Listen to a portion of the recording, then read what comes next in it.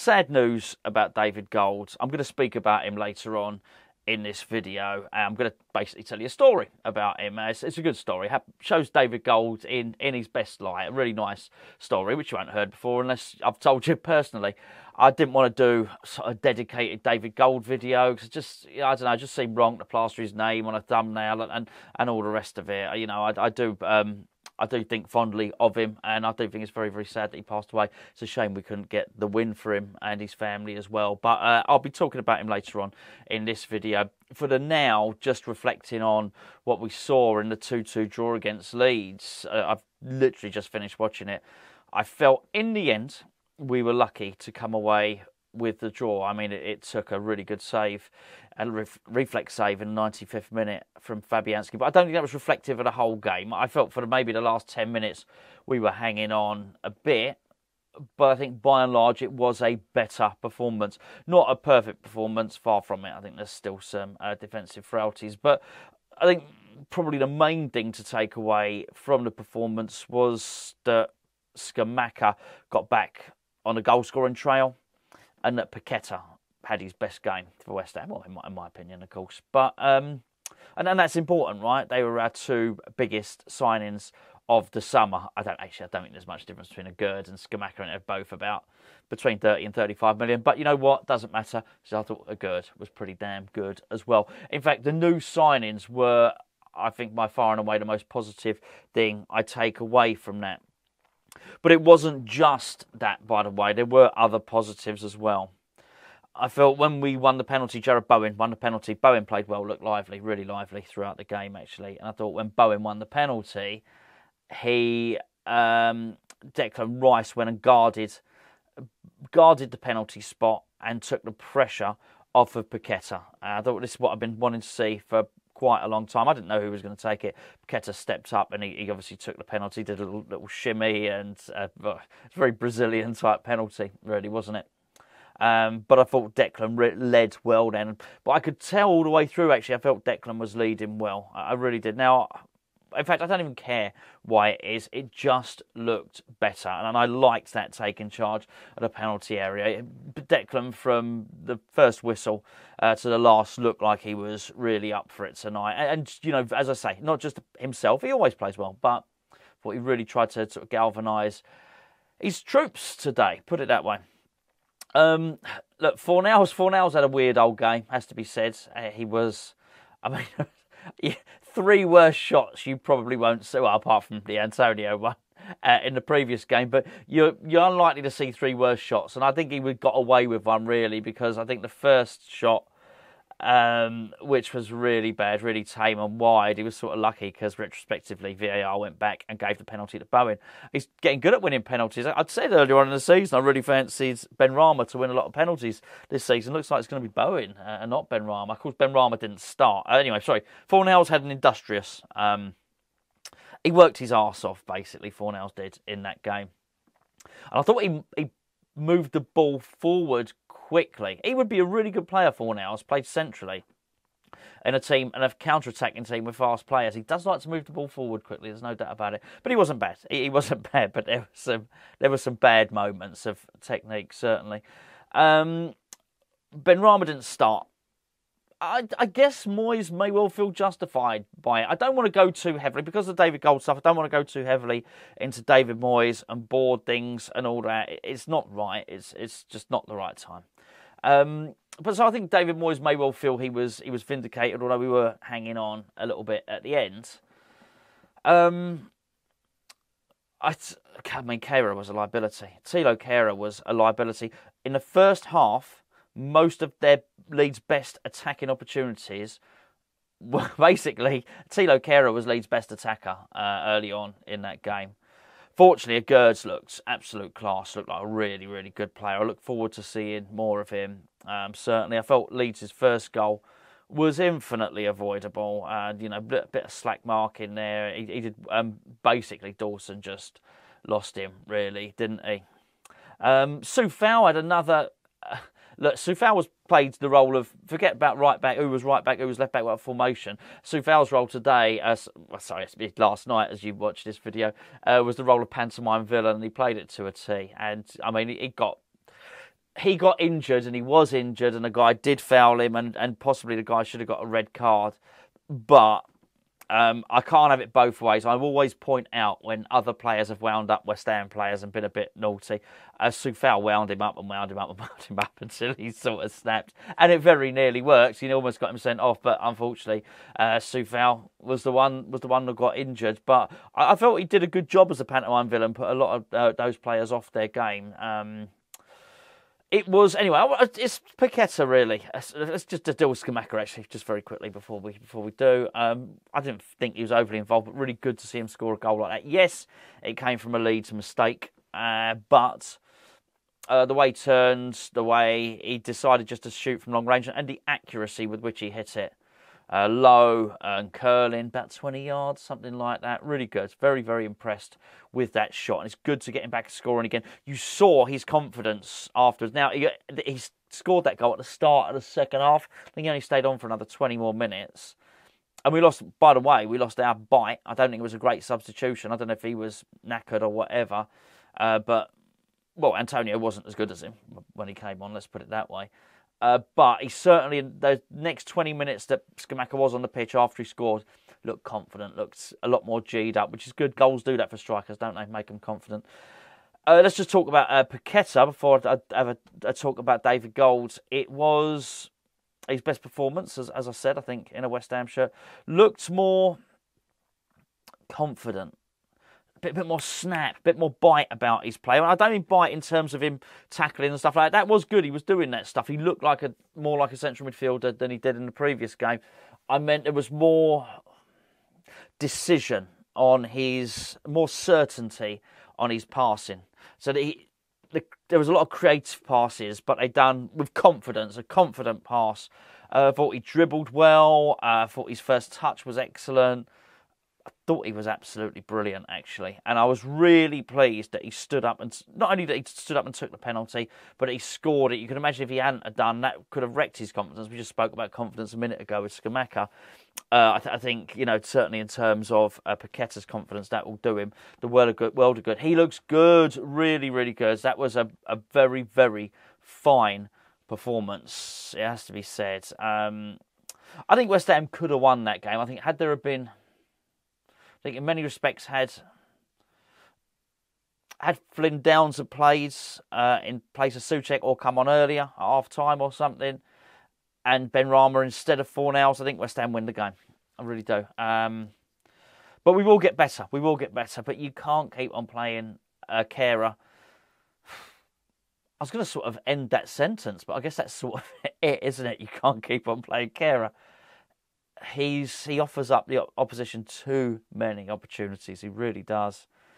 One of them was very, very early on in the first half, and he just passed the ball to the Leeds player. Wonderful recovery tackle from McGurds to bail him out, by the way. Very early in the game that was, if you saw that. Brilliant that was.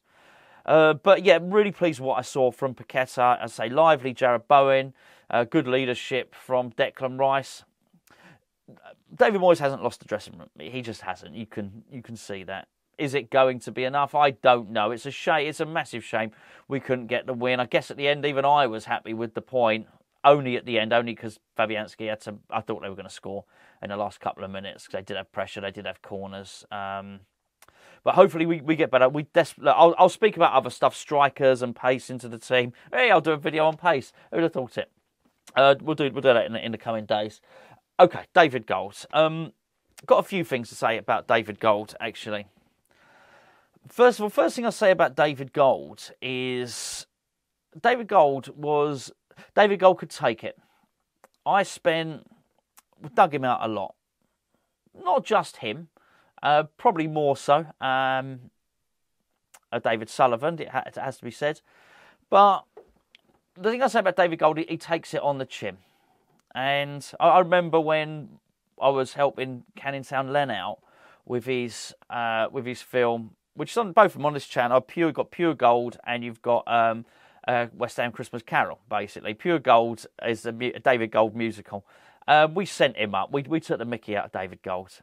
And, lots of silliness, silly sketches, silly songs. silly voices, that sort of thing. I think the thing about him, he took it in really good spirits. Remember the first time I ever spoke to Hugh, and about has David Gold seen it? It was sort of, has he seen it? And Hugh turned around to me and said, yeah, he has seen it. He said he likes it.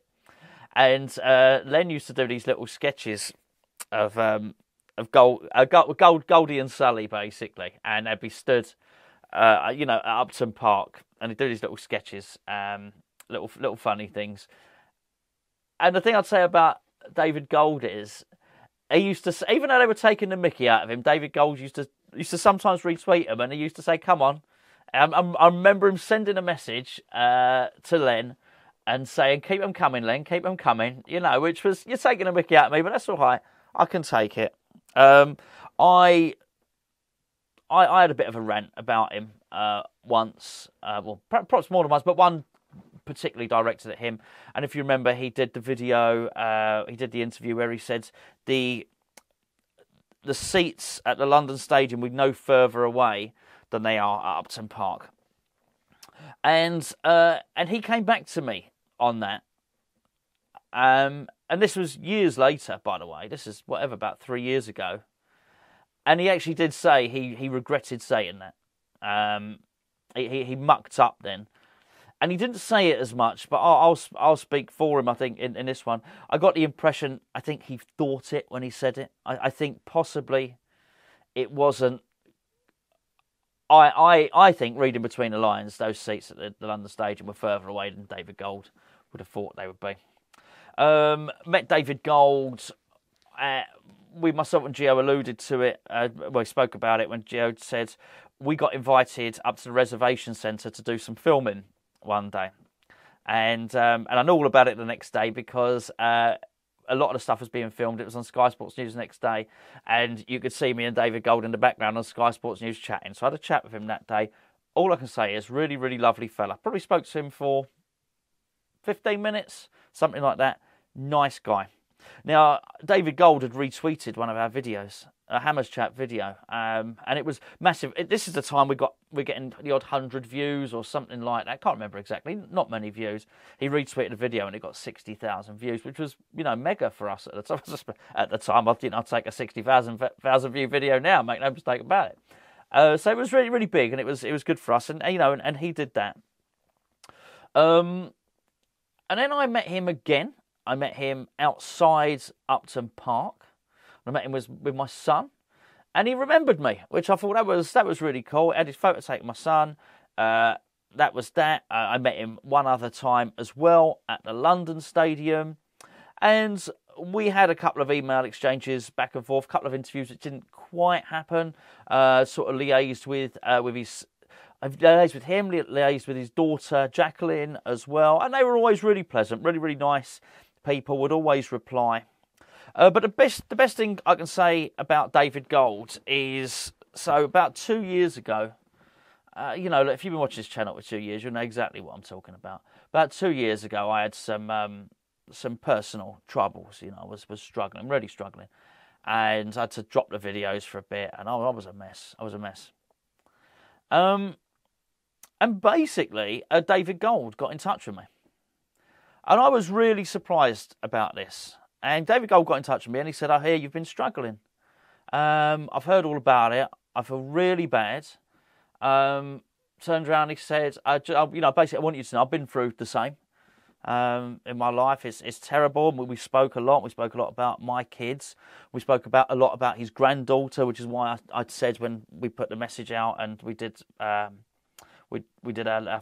said a few words in the preview to the game, why I spoke specifically about his granddaughter. His granddaughter's similar age to my daughter. We were talking about that, and talking about not even West Ham family stuff and things like that. And anyway, he was a real gent. He was a real gent. And he turned around to me, David Gold, and he said, look, he said, I feel terrible for you. I just hope you don't mind me contacting you. It was a really nice thing to do. He didn't have to do that at all. And it was all private. He didn't do it to get attention or so as he could look like he was being kind. It was just a kind gesture. And he turned around to me and he said, I hope you're managing, okay. If there's anything I can do for you, then let me know. So I said, oh, actually, I said, funny, no, there is actually. I said, I couldn't borrow your helicopter and go to Asda, could I please? And he said, yeah, he said, at least you still got your sense of humour, eh? And anyway, so that was that. Probably, I don't know, about a week later, I got a bundle of stuff from the club, and it wasn't. I don't think it wasn't just Goldie. It was, the supporter liaisons officer as well. Sorry, I call him Goldie. Goldie, it's DG. Goldie was the animated character. Got a bundle of stuff for me and my kids. Load of West Ham stuff. Nice note, and just. There were things I disagreed with David Gold about about the move and whatnot. But I still continued to have contact with him up until probably about 6 months ago. Not regular contact. I'm not even remotely pretending we're best buddies. We met 3 times. We spoke twice on the phone, something like that. Had a few emails, right? But there's even been videos where I was critical of the board. And he once turned around to me and he said, look, I don't mind. He said, I think that's fair. He said, you're welcome to your opinion. And he turned around to me and he said, the one thing I like is you do always say it's your opinion. He said, you will say if you don't think it's a fact. And there you go. So it was a bit of a weird one, with David Gold dying, really. I think he comes from a family who are blessed with good health and long life. I think he felt he was going to be, would carry on a bit longer as well, although as I understand it, he's not been well for a little while. I know for a fact when during lockdown, when Hugh at Clarendon Hugh was on his own every single day through lockdown, on his own, David Gold used to phone him every single day, check if he was all right and things like that. Basically, I mean, he got some things wrong at West Ham. He really did. But in his heart, he was a good guy.